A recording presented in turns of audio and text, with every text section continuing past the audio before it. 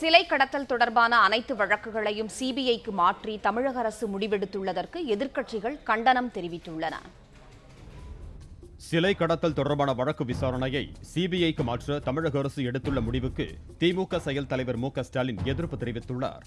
இதுகுறித்து அவர் வெளியிட்டுள்ள அறிக்கையில், உயர்நீதிமன்றம் கண்காணிக்கிறது என்ற ஒரே காரணத்திற்காக சிலை கடத்தல் தடுப்பு பிரிவையே கலைத்துவிட அதிமுக அரசு தயாராகி வருவதாக கூறியுள்ளார்.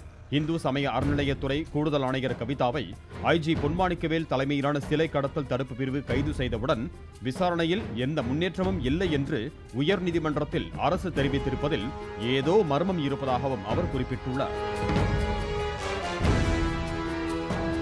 சிலை கடத்தல் வழக்குகளை சிபிஐக்கு மாற்றும் முடிவினை கைவிட்டு ஐஜி பொன்மாணிக்கவேல் தலைமையிலான விசாரணைக்கு முழு ஒத்துழைப்பு வழங்க வேண்டும் என தமிழக அரசுக்கு அவர் கோரிக்கை விடுத்துள்ளார். இதேபோல மதிமுக பொதுச் செயலாளர் வைகோ விடுத்திருக்கும் அறிக்கையில், கோவில் சிலைகளை கடத்தியவர்கள் குறித்து விசாரிக்கும் போது ரகசியத்தை காப்பாற்ற வேண்டிய அவசியத்தால் ஐஜி பொன்மாணிக்கவேல் அந்தந்த ஊரில் 4 காவலர்களை மட்டும் அழைத்துக் கொண்டு பல வேளைகளில் ஆட்டோ ரிக்ஷாவில் பயணித்து உயிருக்கு துணிந்து மின்னல் வேகத்தில் செயல்பட்டதாக கூறியுள்ளார். திரிபுரம்தான் பிரகதீஸ்வரர் கோவிலில் உள்ள 8 சிலைகள் கடத்தப்பட்டதை கண்டுபிடித்ததையும் 150 கோடி ரூபாய் மதிப்புள்ள சிலைகளில் 31 கோடியே 80 லட்சம் ரூபாய் மதிப்புள்ள ஒரு சிலையை ஆஸ்திரேலிய நாட்டின் கேன்பரா தேசிய அருங்காட்சியகத்தில் பொன்மாணிக்கவேல் கண்டுபிடித்ததையும் வைகோ சுட்டிக்காட்டியுள்ளார்.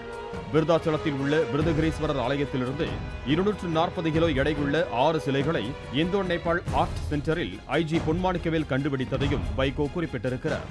தற்போது வேலூர் கோவில் சிலை திருட்டையும் அவர் கண்டுபிடித்துள்ளதையும் வைகோ பட்டியலிட்டிருக்கிறார்.